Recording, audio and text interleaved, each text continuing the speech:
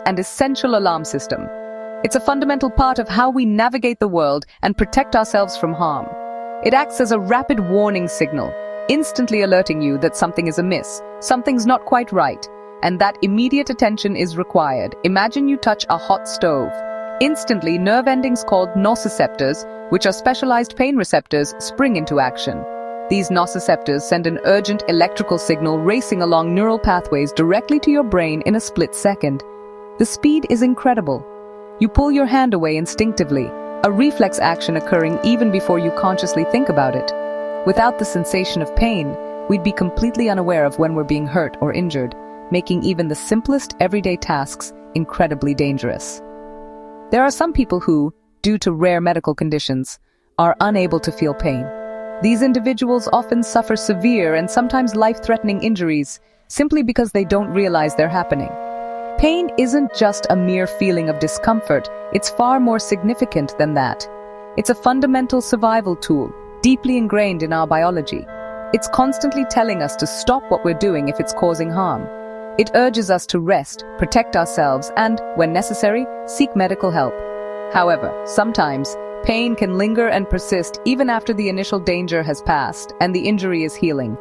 Common examples include the throbbing pain of a sprained ankle or the persistent ache of a headache. This ongoing pain is often triggered and maintained by the release of chemicals in the body, most notably prostaglandins. Prostaglandins amplify the pain signals, making the nerve endings in the affected area extra sensitive and reactive. This is where painkillers can be incredibly helpful, offering much-needed relief. Painkillers work by blocking the production or action of these pain-inducing chemicals, effectively giving us relief from the amplified pain signals. It's important to remember that painkillers don't actually fix the underlying injury. Instead, they quiet the pain alarm, reducing the intensity of the signals so that we can rest, recover, and allow our bodies to heal. That's precisely why painkillers are so important and valuable in medicine. They provide a crucial tool to help us effectively manage pain, especially when it outlasts its original protective purpose and becomes a hindrance to healing and recovery. Swallowing a painkiller, a seemingly simple act, starts a complex journey throughout your body.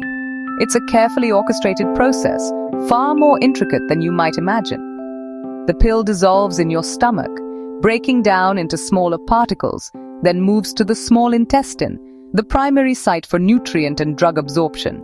It's here where it's absorbed into the bloodstream, the body's highway system. Tiny villi, finger-like projections in the intestine, dramatically increase the surface area, allowing them to efficiently pull the drug into your blood, which carries it everywhere, not just to the pain. It's a systemic delivery, impacting the entire body. The painkiller doesn't target your sore spot directly. It circulates throughout your body, searching for the areas that need it most. Only at inflamed sites where prostaglandins, the chemicals that signal pain and inflammation, are high, does the drug finally get to work, targeting the source of your discomfort. That's why it takes 20-30 minutes to feel relief. It's not instantaneous. The medicine must travel through your digestive system, be absorbed into the bloodstream, and then find its way to the specific site of inflammation. The drug ignores healthy tissue, acting only where it's needed, minimizing unnecessary side effects. Once at the pain site, the destination it has been seeking, it blocks the chemical signals causing discomfort, effectively interrupting the pain pathway. The process is indirect but effective, ensuring relief wherever pain arises in the body. The journey ends when the painkiller finally meets its target, the inflamed tissue causing you pain. Now it's ready to block the pain signals and bring you the relief you're seeking. When an injury occurs, whether it's a sprain, a cut, or any kind of tissue damage, painkillers like ibuprofen, readily available over the counter, work by blocking the COX enzyme, a key player in the inflammatory process. This enzyme is responsible for making prostaglandins, those hormone-like substances. Prostaglandins amplify pain signals, contributing to the overall sensation of discomfort. They do this by making nerves hypersensitive, increasing their responsiveness to pain stimuli. Ibuprofen, once ingested, binds to the COX enzyme, effectively shutting down prostaglandin production at the site of the injury. With fewer prostaglandins being produced, the nerves in the affected area begin to calm down, becoming less reactive. As a result, They send fewer pain signals to the brain, reducing the perception of pain. This is why you feel relief after taking a painkiller.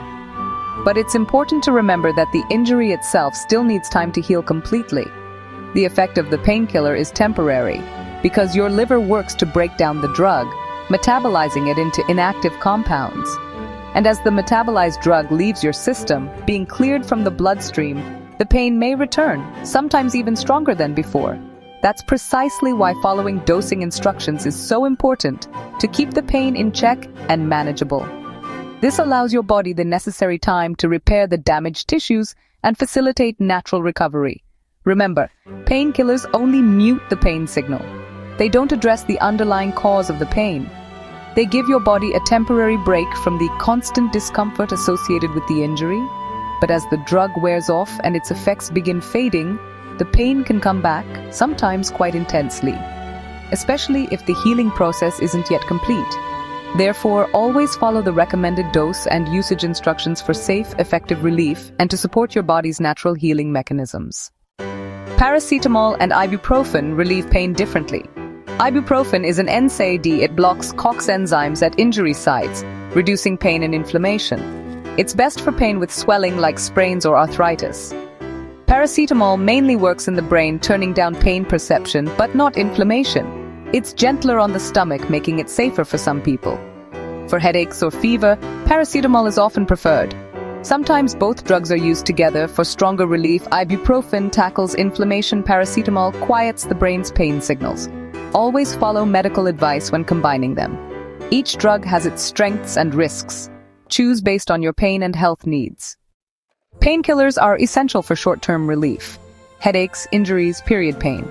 They help us function and recover, but they're not risk-free. Overdosing on paracetamol can cause fatal liver damage. Too much ibuprofen can harm your stomach or kidneys. Always stick to the recommended dose.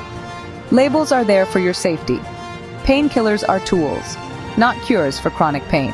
If you need them often, see a doctor to find the real cause. Use painkillers responsibly, for acute pain, not as a long-term fix. Respect their power and potential risks. Relief is important, but so is safety. Listen to your body and your doctor when pain persists.